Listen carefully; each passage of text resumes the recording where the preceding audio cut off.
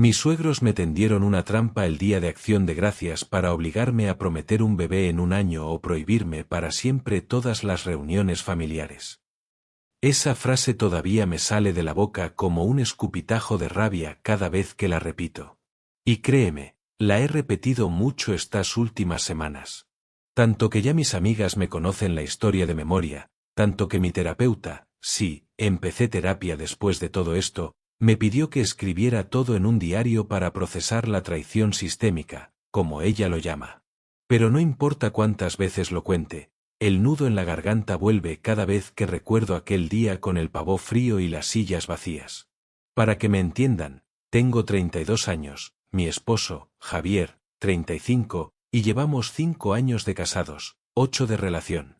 Desde la primera cita que tuvimos, en un café frío y lluvioso de octubre en el centro de Guadalajara, hablamos de que ninguno de los dos quería hijos. No fue un tal vez más tarde ni un si cambia la situación. Fue un no, gracias. Siguiente pregunta dicho con la misma naturalidad con la que otros piden la cuenta. Javier es programador, especializado en ciberseguridad, una mente tan lógica que a veces me desespera. Yo soy diseñadora gráfica, freelance, trabajo desde casa entre tazas de té y playlists de jazz. Nuestra vida es tranquila, con viajes planeados a lugares donde los únicos llantos que se oyen son los de las gaviotas en la playa. Tenemos 2 gatos, Café y Canela, y una colección de plantas que riego con más devoción que algunas personas cuidan a sus hijos. Lo digo sin orgullo ni culpa, así somos felices. Mis padres, que son de otra época, mi mamá Juana tiene 68 años y mi papá Roberto 71, al principio fruncían el ceño. Mi mamá decía ya verás cuando cumplas 30 mientras lavaba los platos, como si 30 fuera una fecha de caducidad impresa en mi frente. Pero cuando cumplí 30 y seguía igual de feliz con mis plantas digitales, empecé a ilustrar botánica, es mi pequeño hobby, y mis 2 gatos, se rindieron. Me dieron la paz que no sabía que necesitaba. Mi papá, que es hombre de pocas palabras pero miradas largas, me dijo un día, hija, tu vida es tuya. Nosotros ya vivimos la nuestra. Si tú eres feliz, nosotros lo somos. Ese día lloré, pero de agradecimiento. Me respetan. No opinan. No presionan. Mis suegros, en cambio, bueno, ellos son otra religión. Los padres de Javier se llaman Carmen y Rodrigo. Doña Carmen y don Rodrigo para todo el mundo, incluso para sus propios hijos. Él es un hombre de 68 años, jubilado de un banco, con bigote tupido y manos siempre cruzadas sobre el estómago mientras ve noticias. Ella tiene 65, es ama de casa con alma de general de ejército, organiza, planea, controla. Viven en una casa enorme en las afueras de Zapopan, llena de cuadros de santos, frases bordadas en las paredes que dicen hogar, dulce hogar y un jardín que ella cuida con la misma obsesión con la que planea bodas y bautizos.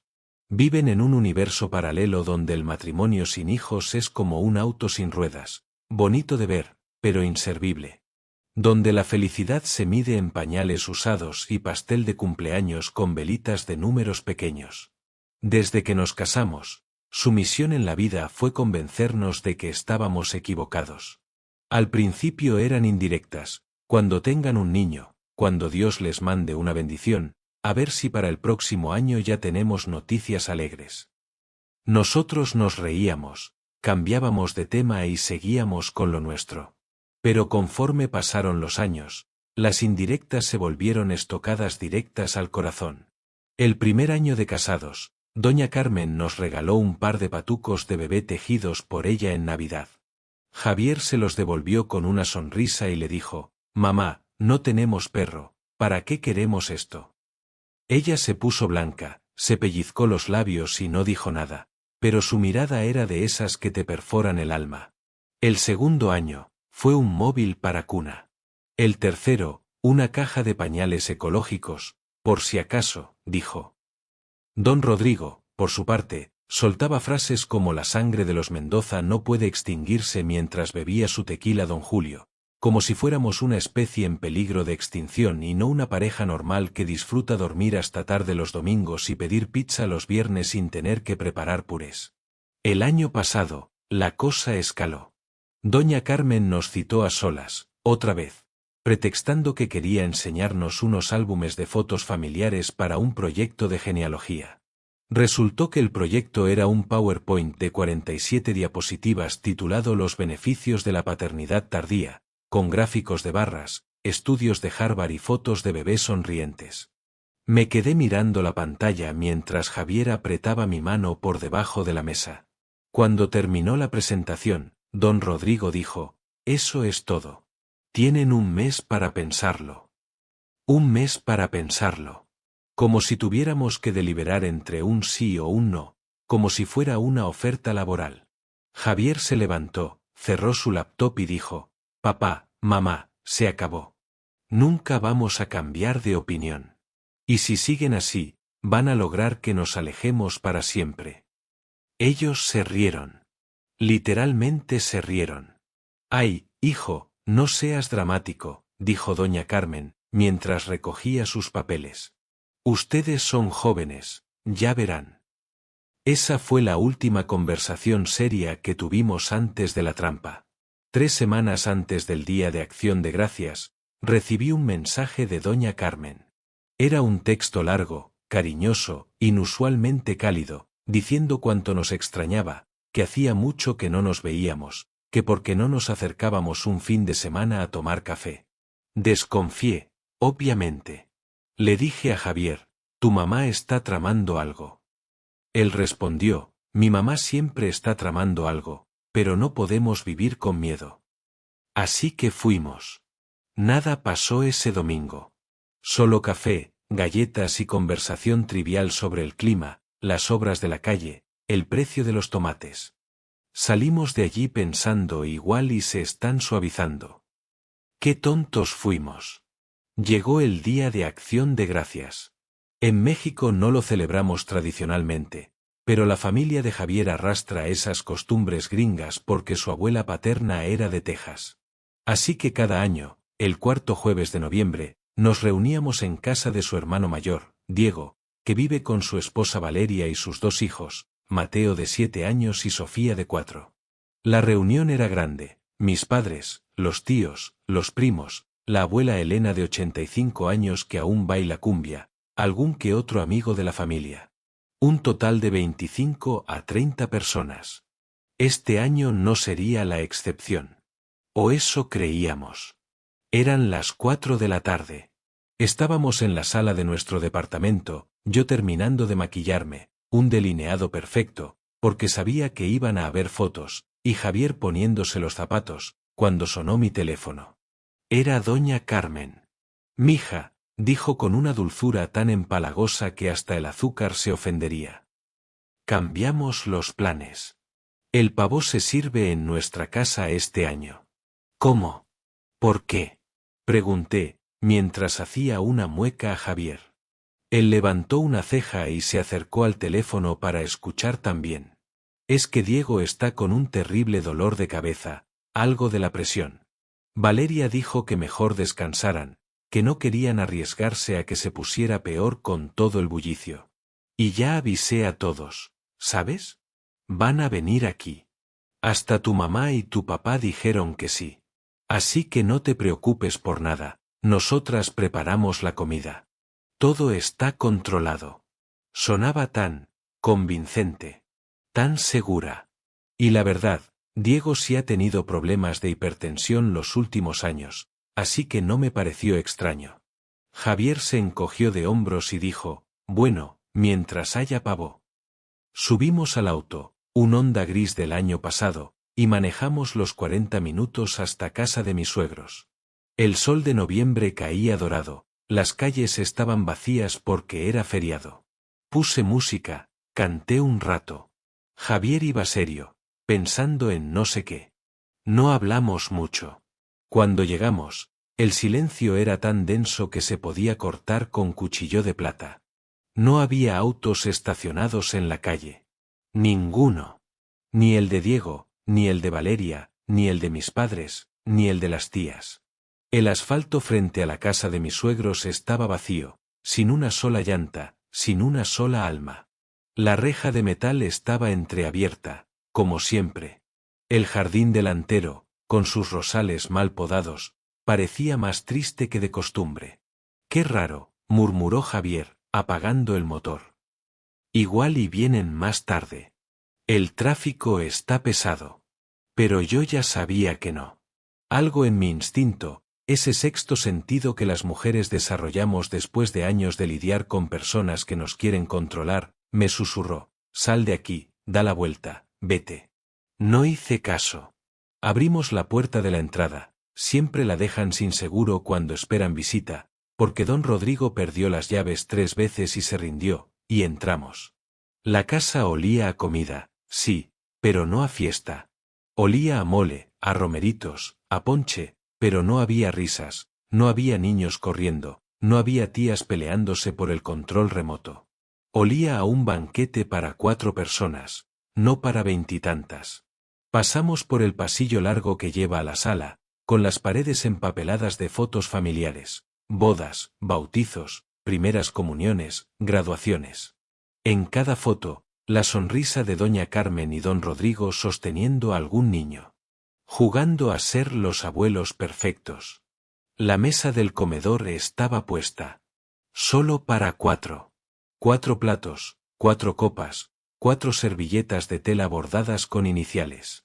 Una bandeja central con velas medio derretidas. Nada de sillas extras, nada de mesas plegables. 4. En la sala estaban doña Carmen y don Rodrigo, sentados uno al lado del otro en el sofá beige que tienen desde que Javier era niño, con las manos sobre las rodillas, como 2 estatuas de un museo del horror. Tenían una carpeta roja en la mesa de centro. Una carpeta que ya conocía. Era la misma del PowerPoint de los 47 beneficios de la paternidad tardía, pero más gorda. Habían añadido más páginas. «Siéntense, por favor», dijo don Rodrigo, señalando las 2 sillas frente a ellos, esas sillas de madera oscura que siempre crujen cuando te sientas. No era una invitación. Era una orden militar. Javier y yo nos miramos. Él apretó mi mano con fuerza, con esa fuerza que usa cuando está en una reunión difícil o cuando su madre le dice «no se te ocurra». Nos sentamos. El crujido de las sillas rompió el silencio como un disparo. «Hijos», comenzó doña Carmen con voz temblorosa pero firme, como si estuviera leyendo un discurso ensayado durante semanas frente al espejo del baño. «Los amamos mucho. Pero ya es suficiente». «¿Suficiente de qué?», preguntó Javier, con un tono que ya anticipaba la tormenta. Su mandíbula se tensó. Esa es su señal. Cuando empieza a mover la mandíbula de un lado a otro, es mejor salir corriendo. «De esta farsa de matrimonio», dijo don Rodrigo, sin pestañear, con los ojos clavados en la pared detrás de nosotros. El mundo se me vino encima. «Farsa». Había dicho farsa. 8 años de relación, 5 de matrimonio, noches de risas en la cama, mañanas de desayunos pausados, viajes a la playa, proyectos juntos, sueños compartidos. Farsa. Todo eso era una farsa porque no habíamos parido. Doña Carmen tomó la carpeta roja, la abrió y vi que tenía papeles impresos, estudios de fertilidad recortados de internet, citas médicas marcadas con resaltador amarillo, folletos de clínicas de reproducción asistida con logos de colores pastel. También había un calendario impreso con los meses marcados en rojo. «Ventana fértil», decía en algunos días.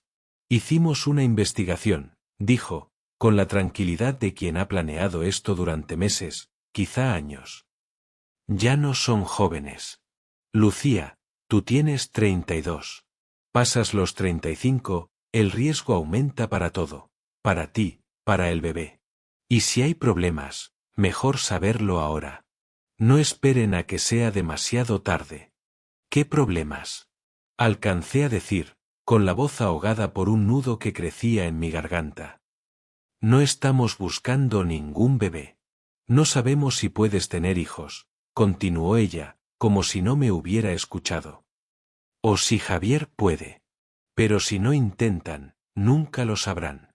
Puede que tengan algún problema de fertilidad. Y si lo tienen, podemos ayudarlos. Hay tratamientos, hay especialistas. Ya investigamos todo. Aquí está. Golpeó la carpeta roja con el índice. Lo hemos pensado por ustedes. Javier se levantó de golpe. La silla de madera cayó hacia atrás con un ruido seco. ¿Intentar? Mamá, ¿estás loca? ¿En qué mundo vives? Ya les dijimos 1000 veces que no queremos hijos. 1000 veces. Desde antes de casarnos. Desde que teníamos 26 años. No ha cambiado nada. No va a cambiar nada. Y nosotros les dijimos 1000 veces que es su deber, respondió don Rodrigo, sin moverse de su lugar, con la espalda tan recta que parecía un militar en formación. La familia necesita continuidad. El apellido Mendoza tiene que seguir. Su hermano Diego ya hizo lo que quiso con sus hijos. Valeria les puso sus apellidos primero. Eso de empoderamiento femenino le llaman, como si los nuestros no valieran nada. Eso nos dolió, pero lo aceptamos porque al menos dieron nietos. Al menos eso. Ustedes no dan nada. Solo excusas. Viajes, gatos, plantas. Eso no es una familia. Eso es un capricho de dos personas egoístas.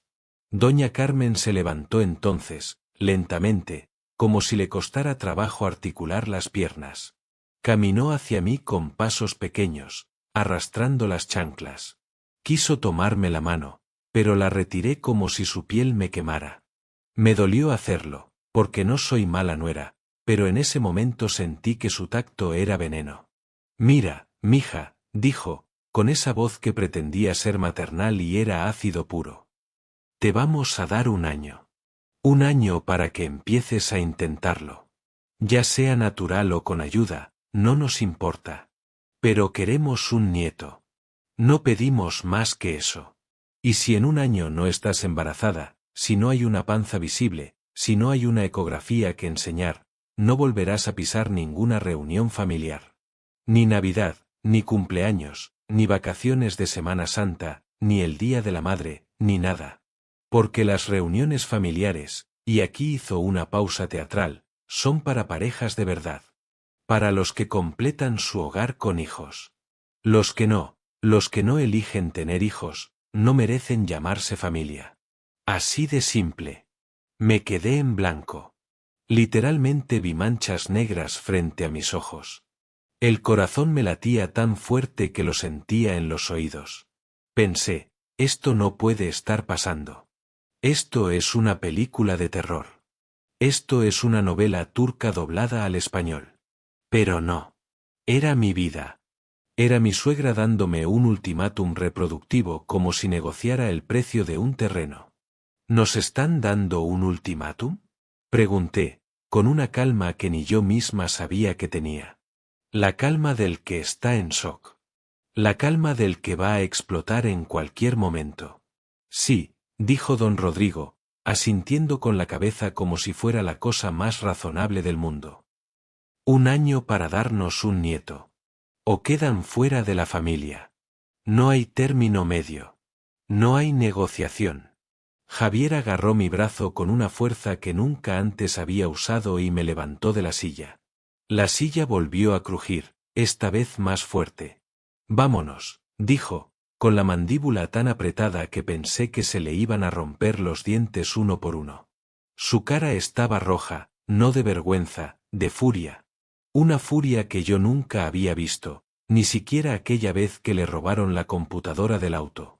No hemos terminado, alcanzó a decir doña Carmen mientras caminábamos hacia la puerta del comedor, pasando la mesa puesta para 4.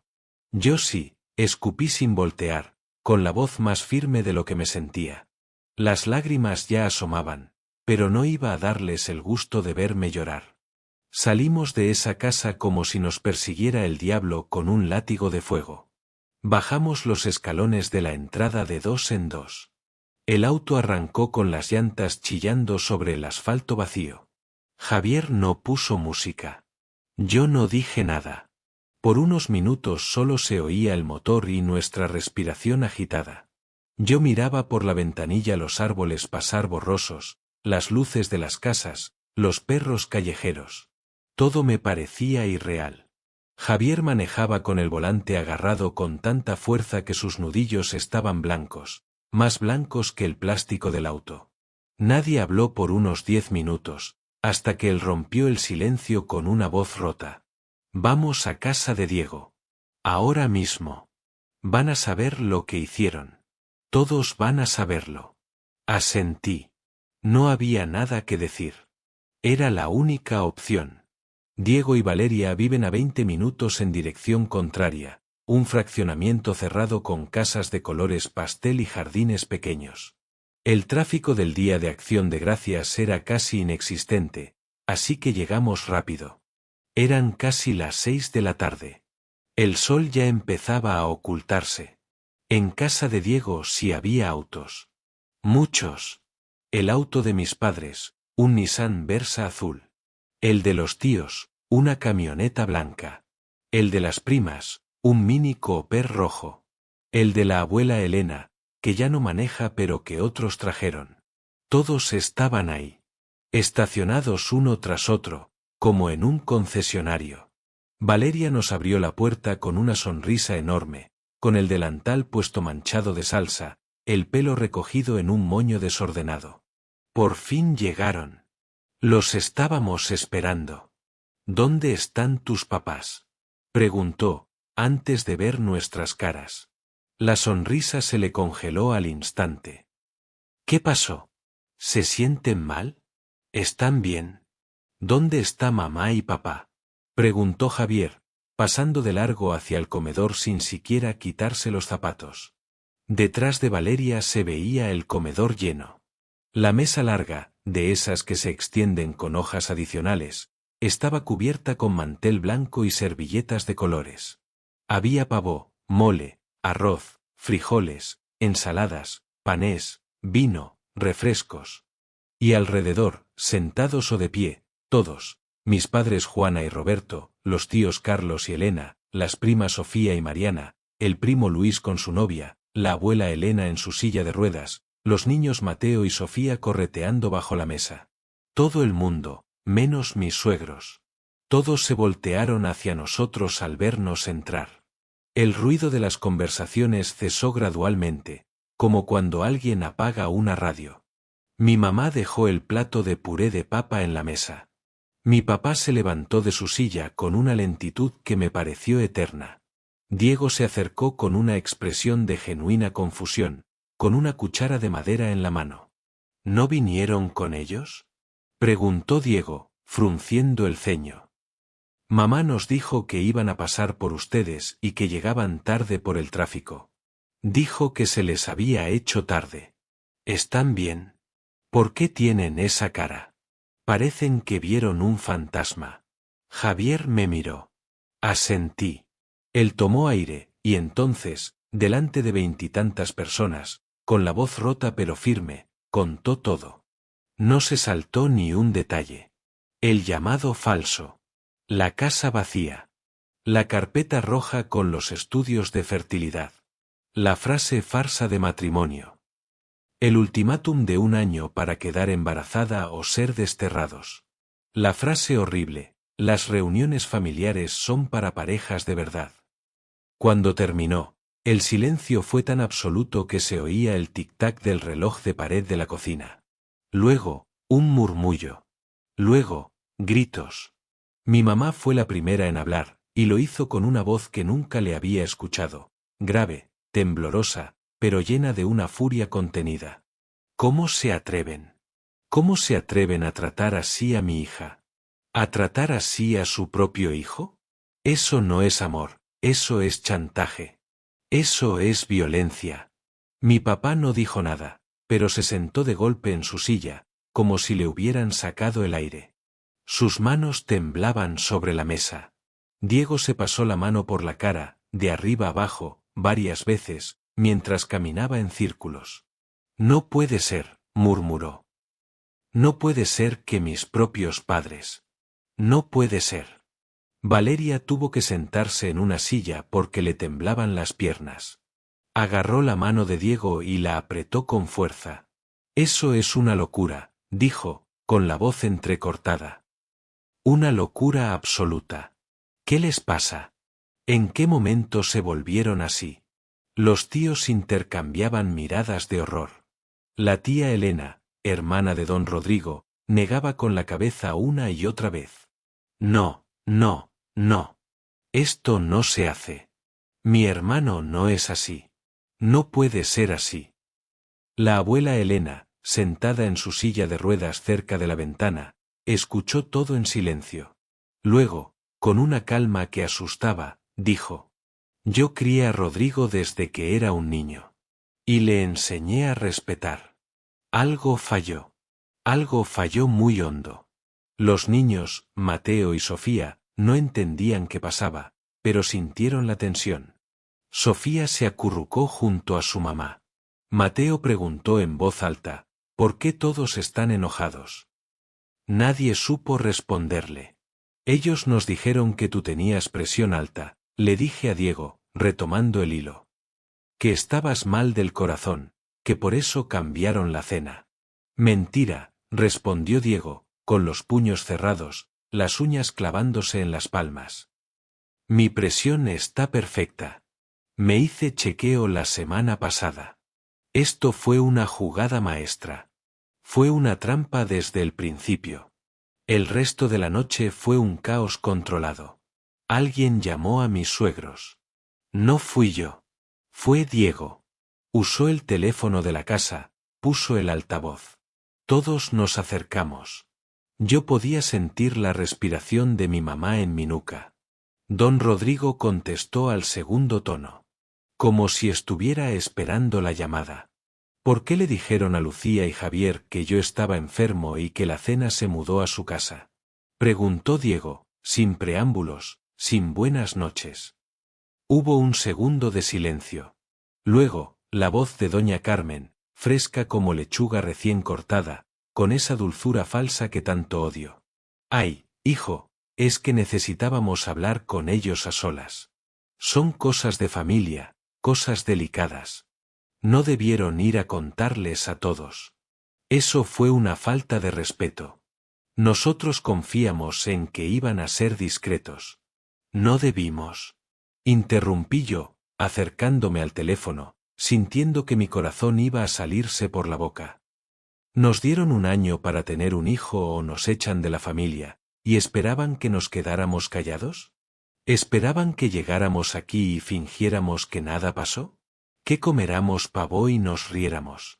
Eso fue una forma de hablar, atinó a decir don Rodrigo, con la voz más bajita, menos segura. Ustedes exageran todo. Siempre exageran. No fue ninguna forma de hablar y ustedes lo saben perfectamente, dijo Javier, tomando el teléfono de manos de Diego, acercándoselo a la boca con una firmeza que imponía respeto.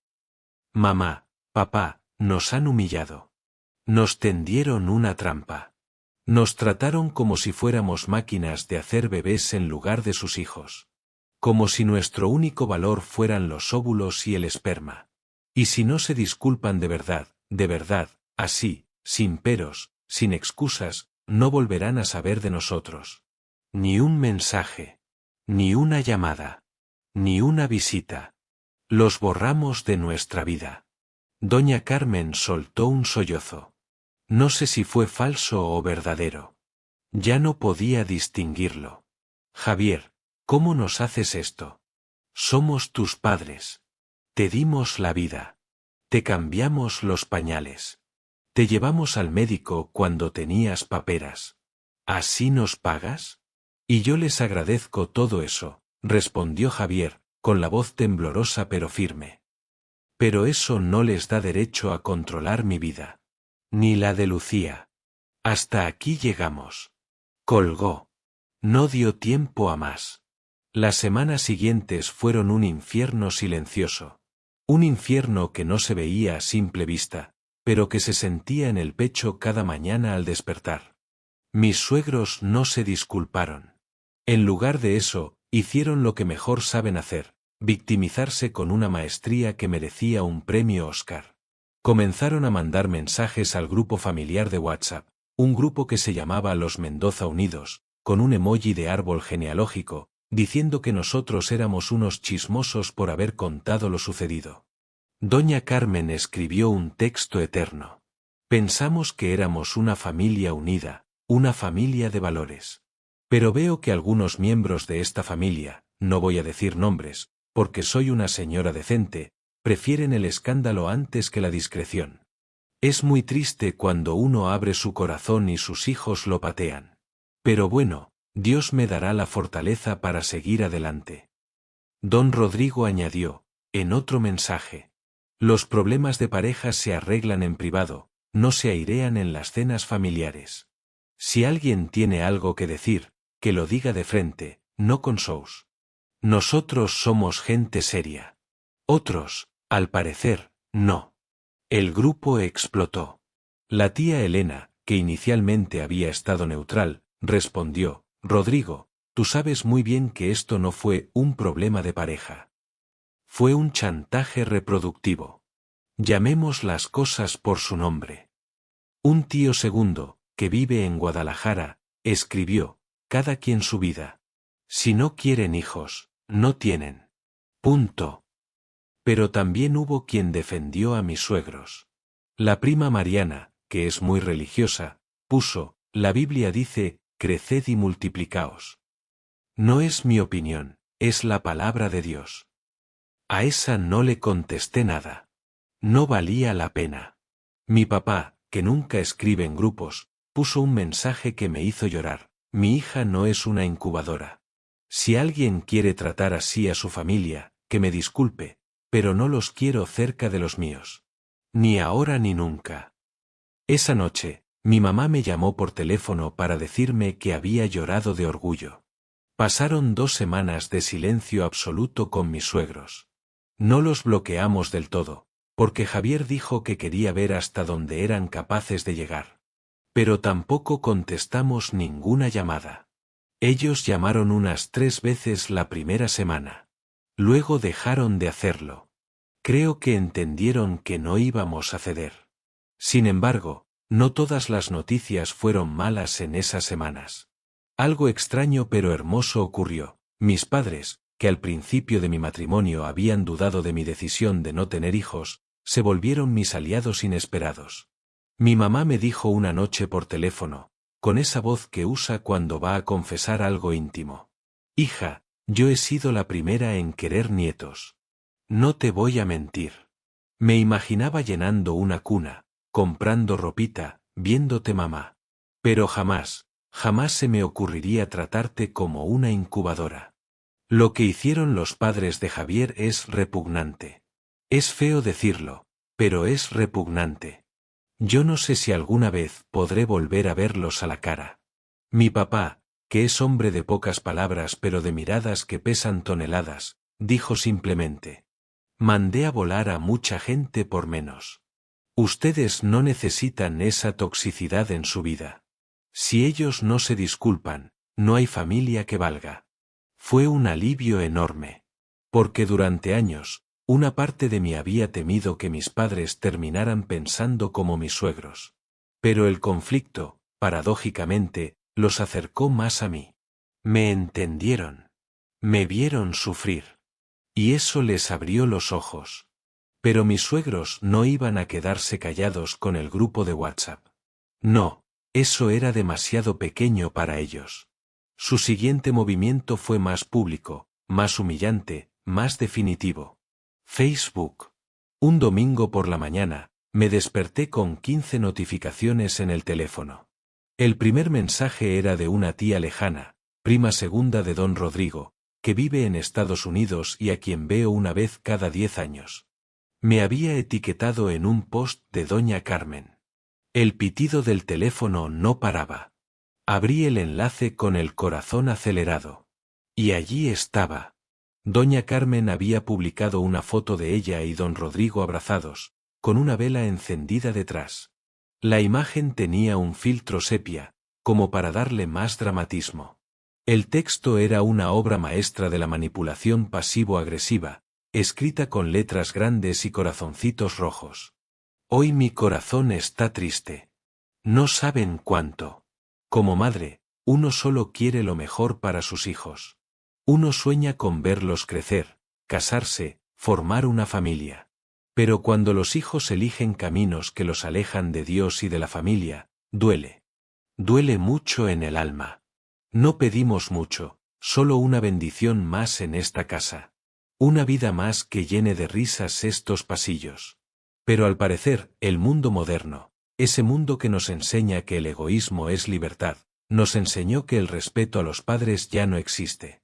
Que ya no hay que escuchar. Que ya no hay que honrar. Roguemos por ellos, que algún día entenderán. ¿O no? Dios dirá. ¿O no? Repetí en voz alta, leyendo esa última línea. ¿O no? ¿Qué es eso? ¿Una amenaza? ¿Una maldición? Los comentarios eran veneno puro. Gente que no conocía, amigas de doña Carmen del club de lectura, vecinas de la colonia, primos lejanos. Escribían cosas como: qué tristeza que los jóvenes de ahora no quieran tener hijos. Se pierden lo más hermoso de la vida. Doña Carmen, usted merece ser abuela, no haga caso a esos muchachos malagradecidos. Ya les llegará su momento. Esos hijos ingratos no saben lo que es el amor verdadero. Cuando sus papás se mueran, van a llorar y será tarde. Hay que tener hijos para que cuiden de uno en la vejez. Si no tienen, ¿quién los va a ver? Y entre todos, un comentario de un tal Familia Unida Mendoza, con foto de perfil de un atardecer. Si no quieren tener hijos, que al menos no arruinen la armonía familiar. ¡Qué vergüenza de pareja! Vergüenza debería darles. Ese comentario era de don Rodrigo. Lo había escrito desde su propio perfil, con nombre, apellido y foto de su rostro. No usó un perfil falso. Fue él. Don Rodrigo Mendoza, a sus 68 años, llamando vergonzosa a su nuera en Facebook. Javier se rió, pero no era una risa de alegría. Era una risa de nervios, de incredulidad, de quien no puede creer lo que ven sus ojos. ¿Ves?, dijo, enseñándome la pantalla de su teléfono, donde también le habían etiquetado. Según ellos, estamos arruinando la armonía familiar. La armonía de que nos chantajeen con un bebé. Y ahora encima nos insultan en redes. No puedo creer que hayan publicado esto, respondí, con el estómago revuelto, con una sensación de náusea que no me abandonó en todo el día. No puedo creer que hayan hecho público algo tan íntimo. Esto es una violación. No física, pero sí emocional. ¿Qué esperabas? Son ellos. Necesitan ser las víctimas. Necesitan que todo el mundo les dé la razón. No soportan que nadie los cuestione. Javier tenía razón. Mis suegros no buscaban reconciliación. Buscaban validación. Buscaban un ejército de desconocidos que les dijeran lo que querían oír, que eran buenos padres, que nosotros éramos malos hijos, que ellos merecían un nieto y nosotros debíamos dárselo. Decidimos no responder. No en redes, no por mensaje, no por teléfono. El silencio, pensamos, era nuestra mejor arma. No íbamos a dignificar esa publicación con una respuesta pública. No íbamos a rebajarnos a comentar en su muro como dos adolescentes enojados. Íbamos a ser adultos. Íbamos a ignorarlos. Pero esa decisión, que parecía tan sensata, no contaba con que otros familiares se sumaran a la conversación pública. La hermana de don Rodrigo, la tía Clara, que vive en Houston, nos envió un audio de 10 minutos por WhatsApp. Lo escuché entero, con la paciencia de un monje, aunque cada segundo me hervía la sangre. Decía cosas como: Lucía, mi niña, yo sé que no me lo vas a agradecer, pero alguien tiene que decírtelo, ustedes dos son unos malagradecidos. Mi hermano Rodrigo y mi cuñada Carmen han dado toda su vida por sus hijos. Y ustedes los pagan así. Con desprecio. Con indiferencia. La familia se construye con hijos, no con gatos. Y esa moda de no querer tener bebés es cosa de ricos y egoístas. Yo tuve 5 y aquí estoy, feliz. Así que piénsenlo. Y por favor, borren esa actitud. Mi tío abuelo Javier, que tiene el mismo nombre que mi esposo y que por eso le tenemos cariño, nos llamó por teléfono una tarde.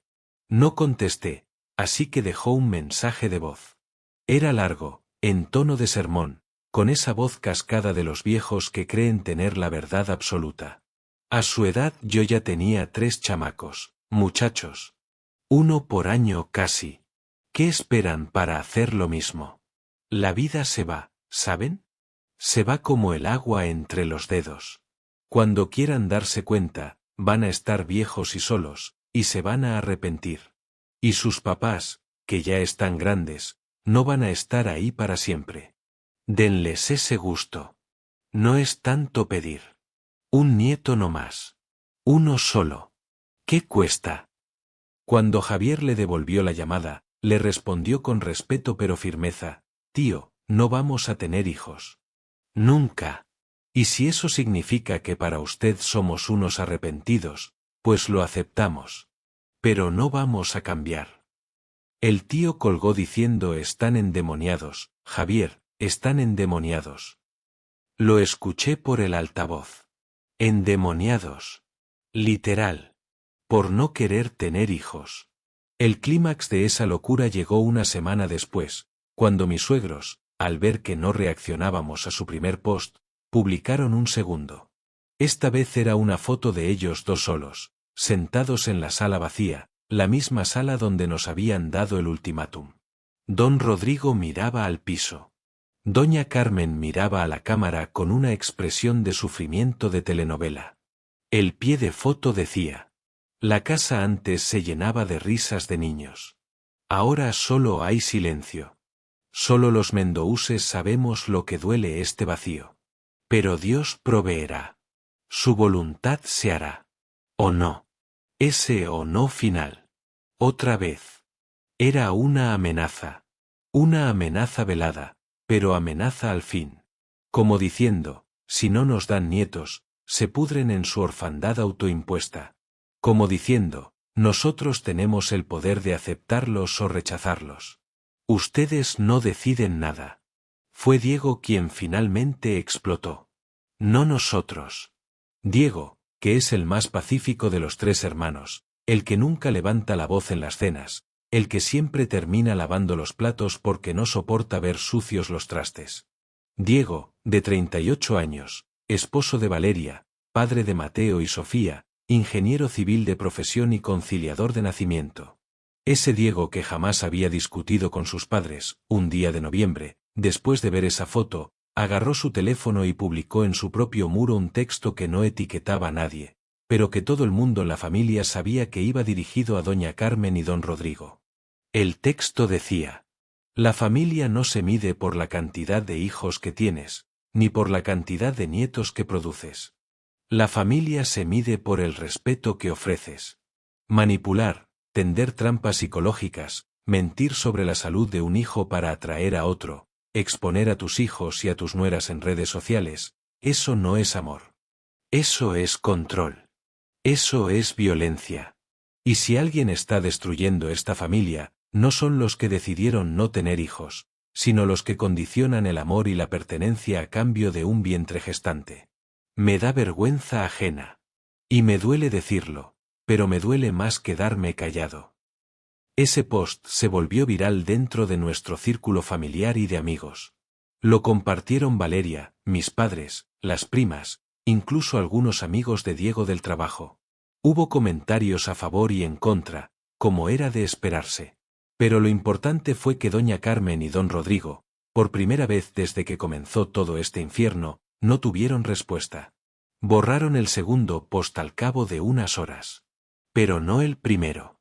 Ese todavía está ahí, con sus corazones y sus velas, como un monumento a su propia incapacidad de pedir perdón. Pasaron 3 meses. 3 largos meses sin llamadas, sin mensajes, sin ningún tipo de contacto directo con mis suegros. Nosotros seguimos con nuestra vida, Javier consiguió un ascenso en la empresa de ciberseguridad, yo terminé un proyecto grande de ilustración botánica para una editorial, adoptamos un tercer gato al que llamamos Miso. Los días fueron pasando, uno tras otro, y poco a poco el dolor agudo se fue convirtiendo en una molestia sorda, un hueso mal soldado que duele solo cuando llueve. Los familiares que se pusieron del lado de mis suegros eventualmente se cansaron. La tía Clara dejó de enviar audios. El tío abuelo Javier volvió a llamar, pero esta vez para decir que no quería meterse, que cada quien sabrá. Los primos lejanos dejaron de comentar en Facebook. El círculo de apoyo a mis suegros se redujo a un puñado de señoras del club de lectura y un par de vecinas chismosas. Los que estaban con nosotros, Diego, Valeria, mis padres, algunos primos, la abuela Elena, nos apoyaron en cada momento. La abuela Elena me llamaba una vez por semana para preguntarme cómo estaba y para contarme chistes malos que le enviaban por WhatsApp. Los chistes son malísimos, me decía, pero me dan risa porque son malísimos. Era nuestra pequeña tradición. Una noche de viernes, mediados de febrero, sonó el teléfono fijo de casa.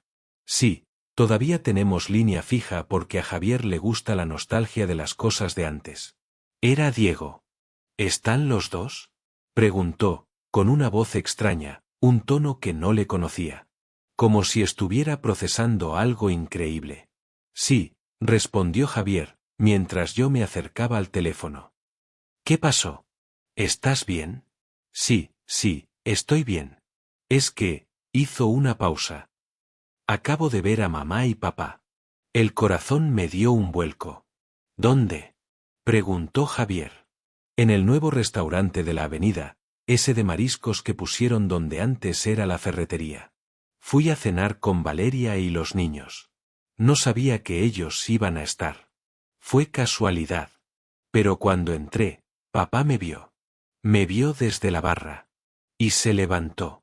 Literalmente se levantó de la silla y vino hacia mí. ¿Y qué pasó?, pregunté yo, pegando la oreja al auricular, conteniendo la respiración.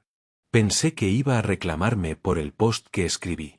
Pensé que me iba a gritar o a decirme que soy un mal hijo. Pero no. No fue así. Entonces, Javier estaba tan tenso como yo. Papá se disculpó. En serio, se disculpó.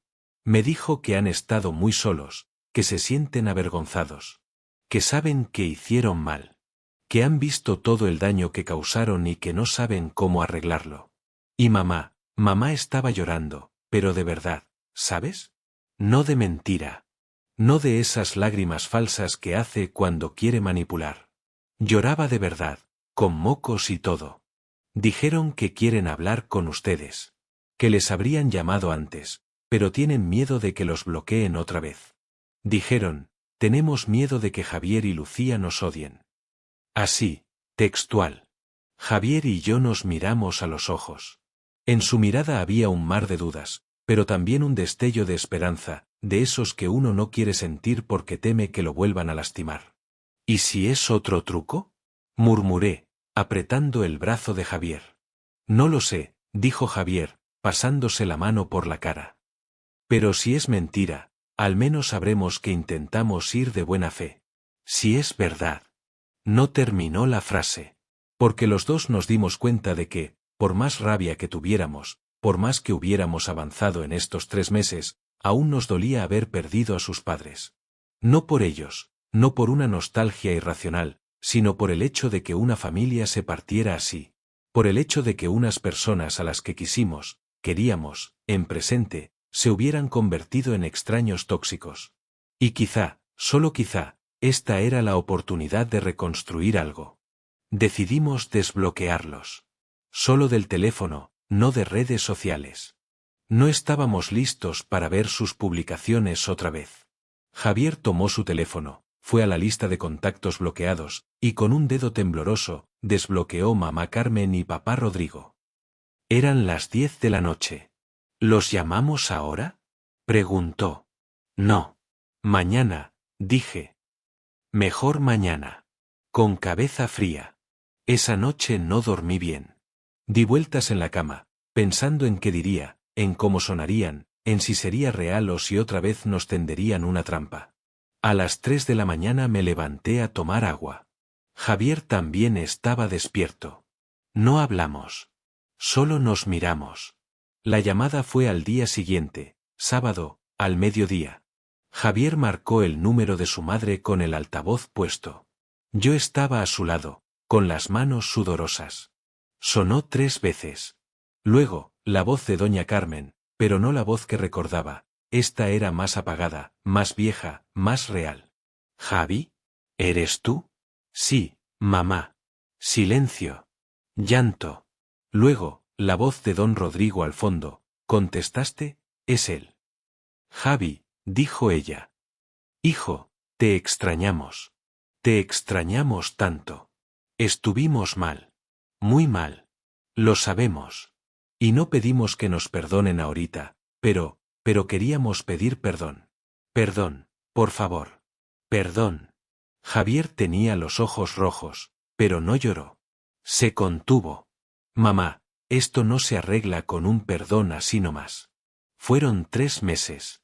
3 meses de humillaciones, de posts en Facebook, de familiares llamando para decirnos que estamos endemoniados. No fue solo un error de un día. Fue una campaña. «Lo sé», respondió ella, entre sollozos.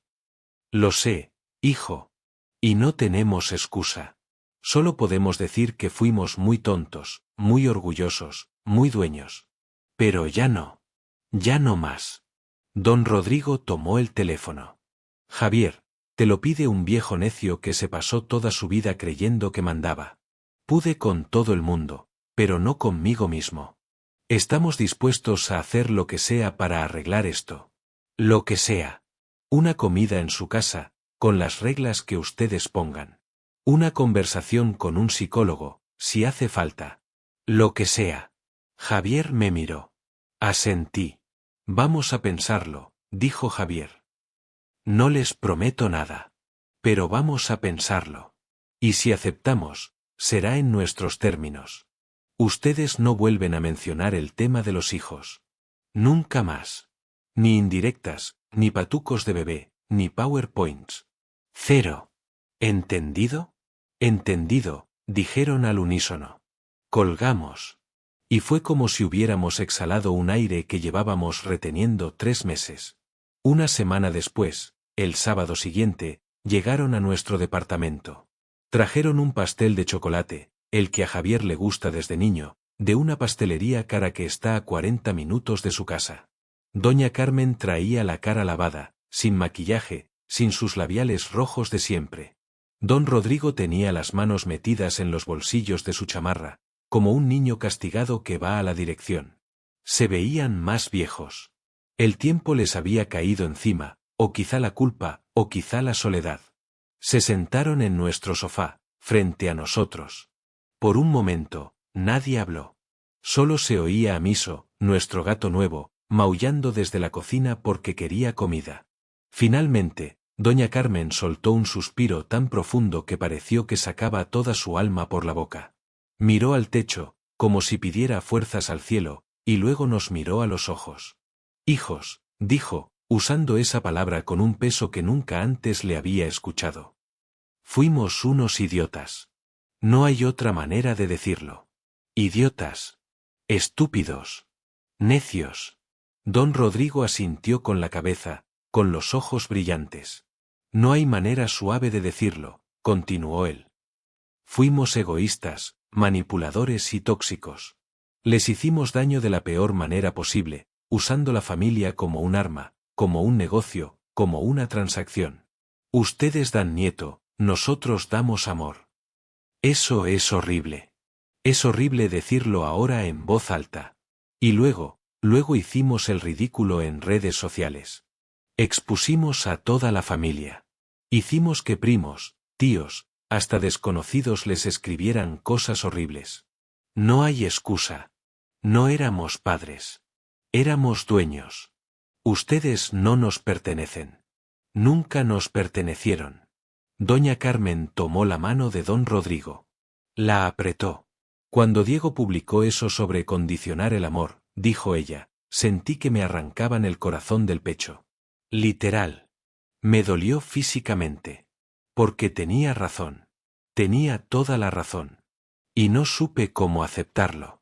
Por eso borré el segundo post, pero no el primero. Porque el primero me daba consuelo, me daba seguidores, me daba la razón que yo necesitaba oír. Pero no era la razón verdadera.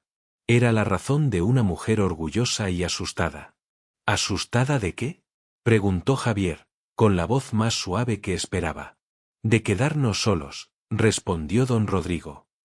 De llegar a viejos y que nadie nos visite. De que nuestra casa se quede vacía. Usamos a ustedes como seguro de vida. Y eso no está bien. Ustedes no son nuestro seguro. Son nuestros hijos. Y los hijos no deben nada a los padres por haberlos traído al mundo. Doña Carmen se levantó del sofá, caminó hacia mí con pasos lentos, y se arrodilló. Sí, se arrodilló. En mi propia sala. Una mujer de 65 años, de rodillas frente a mí. Lucía, dijo, con la voz quebrada, perdón por tratarte como una máquina de hacer bebés. Perdón por no verte como la mujer increíble que eres, diseñadora, artista, dueña de su vida. Perdón por las publicaciones, por las indirectas, por los patucos de Navidad. Perdón por todo. Quise decir algo, pero no pude. Las lágrimas me ganaron. Me arrodillé junto a ella y la abracé. Javier se levantó y abrazó a su padre. No sé cuánto tiempo estuvimos así, los cuatro llorando en el piso de la sala, con Miso maullando desde la cocina y Café y Canela mirándonos desde el respaldo del sofá como si fuéramos unos locos. Fue un abrazo feo. Desordenado. Con mocos, con hipo, con palabras que no se entendían. Pero fue real. Cuando nos separamos, don Rodrigo dijo: no queremos una respuesta ahora. Solo queríamos que lo supieran. Y que sepan que no volveremos a hablar de eso. Nunca más. Nunca. Es su vida. Ustedes deciden. Y nosotros aprendimos que el amor no es a cambio de nada. O es gratis, o no es amor. No fue un final mágico. No hubo una banda sonora de fondo ni un atardecer perfecto. Los platos estaban sucios, Miso se comió la servilleta de don Rodrigo, y el pastel de chocolate se quedó en la caja porque nadie tuvo hambre. Pero fue un cierre. Un cierre real. Eso fue hace 15 días. Esta mañana recibí un mensaje de doña Carmen. No era un texto largo ni una disculpa nueva. Era una foto de un cuadro que había bordado ella misma, en un bastidor de madera. Decía con letras de colores: el amor de verdad no exige, acepta. No había más texto. Solo eso. Lo leí varias veces. Luego se lo enseñé a Javier. Está bien cursi, dijo él, sonriendo. Está bien cursi, repetí. Pero esta vez no me molesta. La cena de acción de gracias de este año la haremos en casa de Diego, como siempre. Y esta vez, mis suegros están invitados. Ya confirmaron que irán. No sé si será incómodo, no sé si alguien sacará el tema, no sé si podremos reír juntos como antes. Pero por primera vez, siento que el peso no es solo nuestro. Que ellos dieron el primer paso real. El segundo lo estamos dando nosotros. Y si todo sale mal, si vuelven a chantajearnos o a publicar memes pasivo-agresivos en Facebook, al menos sabremos que lo intentamos. Que no cerramos la puerta para siempre. Que el amor familiar, aunque sea doloroso, merece una última oportunidad. Pero si sale bien, si realmente cambiaron, entonces quizá este día de acción de gracias sí tenga algo que agradecer.